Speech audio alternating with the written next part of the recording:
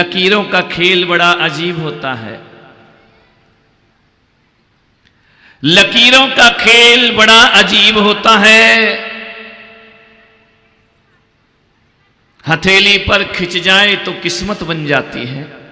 लकीरें हथेली पर खिंच जाए तो किस्मत बन जाती है, जमीन पर खिंच जाए तो सरहद बन जाती है, और शरीर पर खिंच जाए तो खून निकल आता है, और रिश्तों में खिंच जाए तो दीवार बन जाया करती है।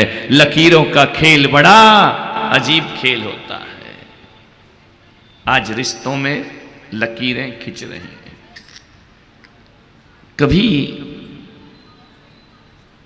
सोचना विचार करना कि सारी दुनिया, बड़े बड़े वैज्ञानिक, बड़े बड़े राजनेता, बड़े बड़े प्रबुद्ध लोग इस 21वीं सदी में मंगल ग्रह में जीवन ढूंढ रहे हैं। कोई चंद्रमा पर जीवन ढूंढ रहा है, कोई मंगल पे जीवन ढूंढ रहा है, लेकिन मैं पुलक सागर तुम्हारे उस उदयपुर में बैठकर मैं मंगल ग्रह में जीवन ढूंढना नहीं चाहता हूं, मैं जीवन में मंगल ढूंढना चाहता हूं। ध्यान रखना, मंगल ग्रह में जाके बस भी गए तो कुछ ना होगा। मंगल में जीवन मत ढूंढो, बल्कि जीवन में मंगल तलाशने का प्रयास करिए। निवेदन है, पत्थर के सब मकान बनाने लगे हैं लोग। देखा मैंने 17 साल बाद आकर लोगों के मकान बदल गए, डिजाइन बदल गई। इतने सुंदर सुंदर मकान तुम्हारे बन गए, महलों जैसे। देखकर मुझे लगा कि पत्थर के सब मकान बनाने लगे हैं लोग, दिल के मकान किंतु गिराने लगे हैं लोग, और रखते हैं दूसरों की खामियों पर सब नजर, खुद से मगर नजर को चुराने लगे हैं लोग, खुद से मगर नजर को चुराने लगे हैं। ढंग से बजाओ, ये तंबाकू जैसा मत बजाओ। एक तो बजाते हो तो मुझे डिस्टर्ब, बजाओ तो फिर ढंग से बजाओ। मैं कैसे बजाता हूं ध्यान रखना, मैं ताली नहीं बजाता, मैं लोगों को बजाता हूं।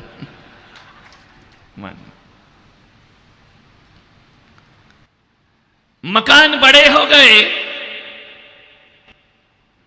दौलत बहुत कमा ली, पैसा बहुत कमा लिया।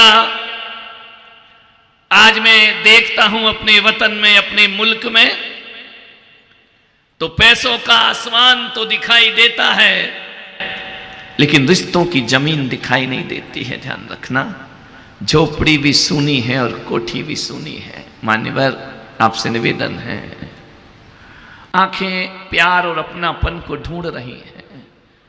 तुम्हारे मकानों में जाता हूं, तुम्हें देखता हूं, खूबसूरत दीवार है, खूबसूरत रंग रोगन है, आंखों में सुरमा भी लगा लेते हैं महिलाएं, काजल भी लगा लेती हैं, लेकिन ध्यान रखना, काजल भरी आंखें भी कहीं ना कहीं उदास दिखती हैं। वह अपनेपन को तलाशते हुए देख रही हैं। आज घरों में अपने तो हैं, लेकिन अपनापन दिखाई नहीं दिया करता है। जो हाथ दुआ के लिए उठते थे, वो हाथ दीवार खड़ी करने में लग गए हैं।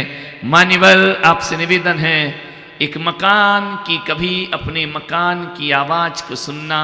मैं जिस संत निवास में रहता हूं, बड़ा सुंदर, बड़ा खूबसूरत बना हुआ है, लेकिन कभी कभी अकेले में, सामायिक में उस मकान की आवाज को सुनने का प्रयास करता हूं।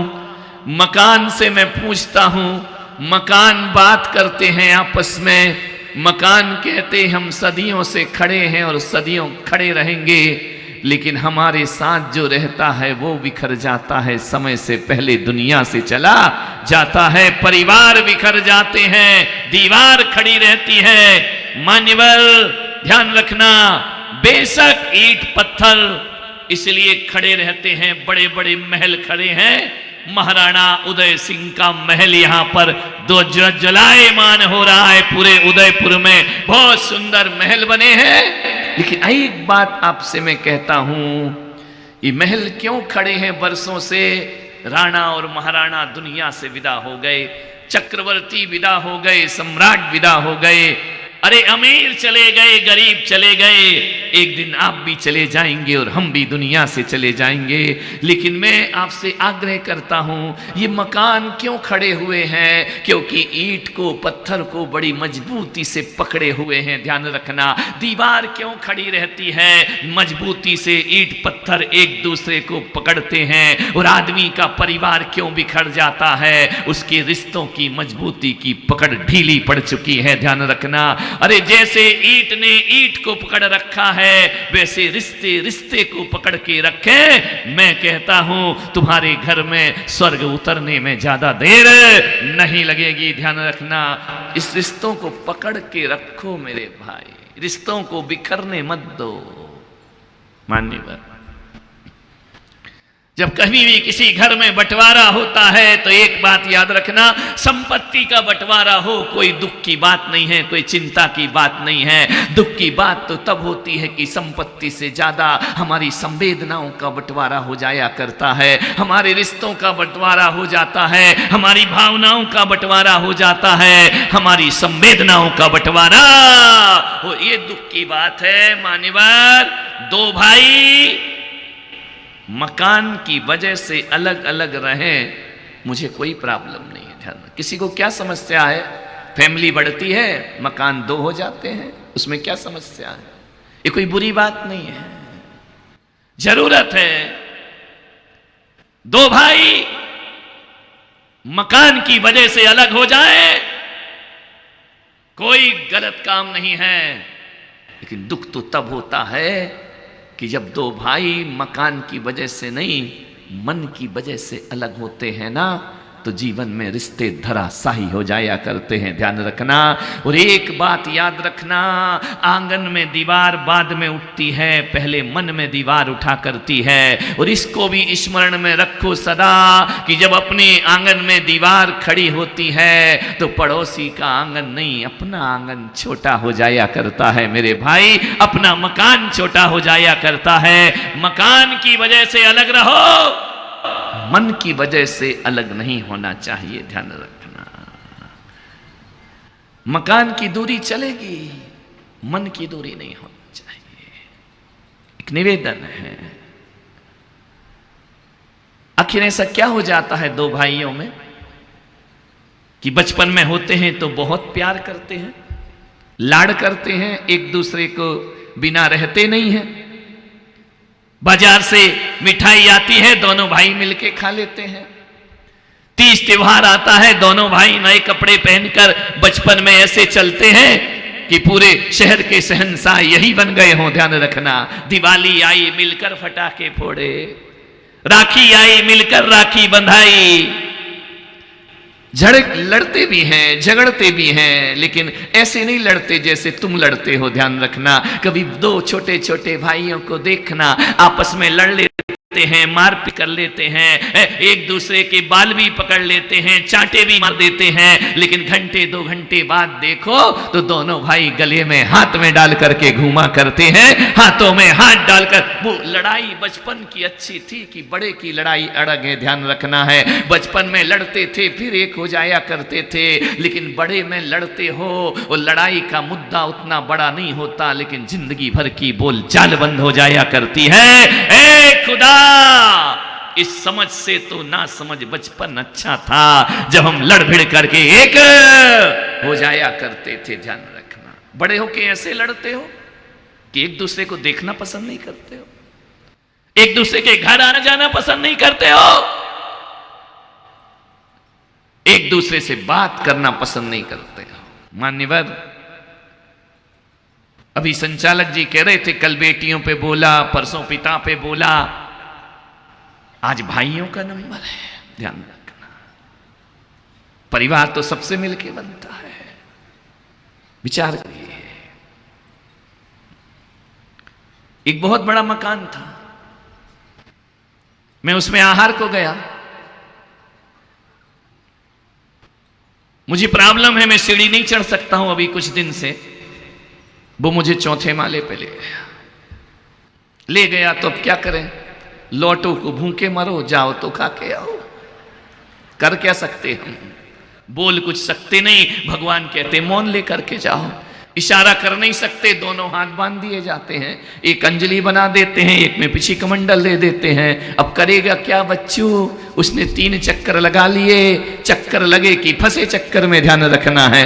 पहुंच गए उसके घर में, जैसे ही पहुंचे पहला माला, दूसरा माला, तीसरा माला। मैंने कहा बाप रे कहाँ लगा रहा है, देखता क्या हूँ। चौथे माले पर चौका लगाया। अरे मैंने कहा इतने ऊंचे लगाया, मैं आहार करते समय तो कुछ नहीं बोला, मैंने समझा कि फ्लैट सिस्टम होगा, चौथे पे ले गया। आहार के बाद मैंने पूछा ये मकान किसका है, बोले मेरा है। मैंने कहा तेरा मकान है, ये 4 माले किसके हैं, बोले मेरे हैं। तो मैंने कहा मेरा बाप नीचे क्यों नहीं खिला दिया, मुझे ऊपर चढ़ा के काहे को लाया इतने ऊपर। बोले महाराज बात ये है, यदि मैं आपको ऊपर नहीं लाता तो आप मेरा मकान देखते कैसे। कमाल, देखो आदमी सोचो। मैंने कहा तू मकान दिखाने लाया है मुझे। अरे बोले आप कैसे देखते, मेरा 4 मंजिल का मकान है। अरे मैंने कहा गजब कर दिया, तेरा मकान। अरे जिस मकान को तू दिखा रहा है ना, उस मकान को संत लात मार कर आता है और सन्यास का जीवन जिया करता है। तुम्हारे मकानों से हमको क्या लेना देना है। अरे मंदिर हो तो पहाड़ भी चढ़ जाएं, मकान क्या देखना है। मैंने कहा बड़ा सुंदर मकान है, खुश हो गया। बोले बस आपने सुंदर कह दिया, मेरे पैसे वसूल हो गए। अरे मैंने तू आहार कराने लाया था या पैसा वसूल कराने लाया था। ये तो मैं कमरे में ही बोल देता तेरा मकान सुंदर है, ध्यान रखिए। पूरा मकान दिखाया। मैंने पूछा बहुत खूबसूरत मकान है। मैंने कहा भाई साहब जरा एक बात और बताओ, कितने कमरे हैं इसमें।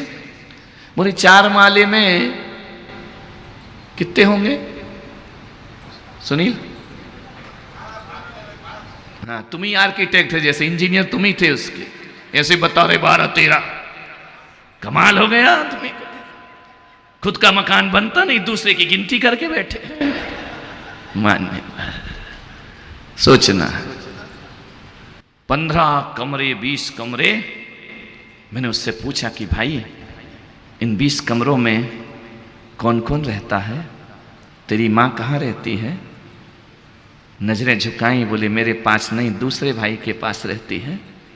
मैंने कहा तेरा भाई कहाँ रहता है, बोले 4 किलोमीटर दूर रहता है। तो मैंने कहा तेरे बच्चे कितने हैं, बोले 2। अब बताओ 2 बच्चों के लिए 12 कमरे बनाता है आदमी, और ऐसे एक मकान बनाता है जहां माँ नहीं है, जहां पिता नहीं है, जहां बहन नहीं है। विचार करिए मान्यवर, मकान बनाना आसान है लेकिन घर बसाना बहुत मुश्किल का काम हुआ करता है, ध्यान रखिए। मकान पैसों से बन जाता है लेकिन घर पैसों से नहीं बसता है। घर बसाने के लिए रिश्तों की जरूरत हुआ करती है। मान्यवर आपसे मेरा आग्रह है, एक व्यक्ति के मकान में गया, बोले महाराज आपके चरण पड़ने से मेरा मकान शुद्ध हो गया। अरे मैंने कहा मकान तो ईंट पत्थर का, वो क्या शुद्ध होगा और क्या अशुद्ध होगा। मैंने कहा एक बात बता, मेरे आने से तेरा मकान शुद्ध हुआ या तेरा मन शुद्ध हुआ। बोले मकान। मैंने कहा मन तो नहीं हुआ ना शुद्ध, तो मकान शुद्ध करके तू कर भी क्या लेगा। मैं पुलक सागर कहता हूँ मकान शुद्ध नहीं, मन शुद्ध करने का विचार करो। जीवन में संतों का आशीर्वाद, मन की शुद्धि करो। मन तो अशुद्धि है, मकान शुद्ध करने में लगे हैं लोग। लोग कहते हैं इस मकान का वास्तु खराब है। वास्तु वालों की अच्छी दुकान चल रही है, दुनिया भर के मकान बना देते हैं वास्तु वाले, खुद के घर का वास्तु नहीं सुधार पाते हैं। ध्यान रखिए मान्यवर, मैं आपसे कहता हूं मकान कोई खराब नहीं होता, कोई अच्छा बुरा नहीं होता। खराब होता है तो आदमी का मन खराब हुआ करता है। ध्यान रखना, कितना भी सुंदर वास्तु से मकान बना लो और मन में आनंद नहीं, मन में खुशियां नहीं, मन अच्छा नहीं, तो मकान कभी भी खुशियां प्रदान नहीं कर सकता है। घर को अच्छा बसाओ मेरे भाई मान्यवर। आखिर ऐसा क्या हो जाता है कि बड़े होकर भाई ये तेरा मकान, ये मेरा मकान, ये मेरा व्यापार, ये तेरा व्यापार, ये मेरी फैमिली, ये तेरी फैमिली, क्या क्या हो जाता है ऐसा जीवन जीते जीते। मान्यवर शादी के पहले तो कुछ नहीं होता, जो तेरा वो मेरा, जो मेरा वो। जब से कुल देवी आती है अत श्री महाभारत प्रस्तुत करता गोदरे। ध्यान रखो, कुल देवी, कुल देवी यही है। फालतू की देवियां मत पूजो, इनको खुश रखो। पत्थर की देवी खुश रहे कुछ नहीं होगा, ये खुश हो जाए तो घर माला माल हो जाएगा। ध्यान रखिए, ये कुल देवियां जाए, चाहे तो कुल बसा दें, चाहे तो कुल उजाड़ दे। ध्यान रखना, मान्यवर सोचना। शादी के बाद भावनात्मक रिश्ते टूटने लगते हैं, सहनशीलताएं खत्म हो जाती हैं, सुख शांति चाहिए। तो मैं कहता हूं तुम सबके साथ रहकर भी जीवन को आनंद से जी सकते हो। रिश्तों को व्यवस्थित करो। मैं पुलक सागर कहता हूं कि फिर तुम्हें यदि जिस घर में रिश्ते अच्छे होते हैं, मकान अलग चलेगा, रिश्ते अलग नहीं होना चाहिए। जिस घर में रिश्ते अलग होते हैं ना, उन्हें फिर किसी सम्मेद शिखर या वैष्णव देवी जैसे तीर्थ में जाने की जरूरत नहीं। तीर्थ स्वयं चलकर तुम्हारे घर पर पहुंचा करता है। ध्यान रखना, तीर्थों में जाने की जरूरत नहीं है, तीर्थ स्वयं चलकर हमारे घर में आएगा। मान्यवर, आपसे निवेदन है। पहले के लोगों का प्रयास होता था कि जैसे तैसे घर जुड़े रहें। आज का प्रयास होता है जैसे तैसे आई एम सेपरेट सेपरेट, तुम अलग और हम अलग। विचार करना है, अलग अलग हो जाओगे तो क्या मिलेगा? मैं तो कहता हूं कि अलग एक साथ रहने से मीठा भी सस्ता होता है और अलग रहने से नमक भी महंगा हो जाया करता है। ध्यान रखिए, एक साथ दिल के करीब रहो, दिल के पास रहो। ये नहीं कह रहा हूं कि जिनके मकान अलग हैं वो फिर से शिफ्ट हो जाएं वापस।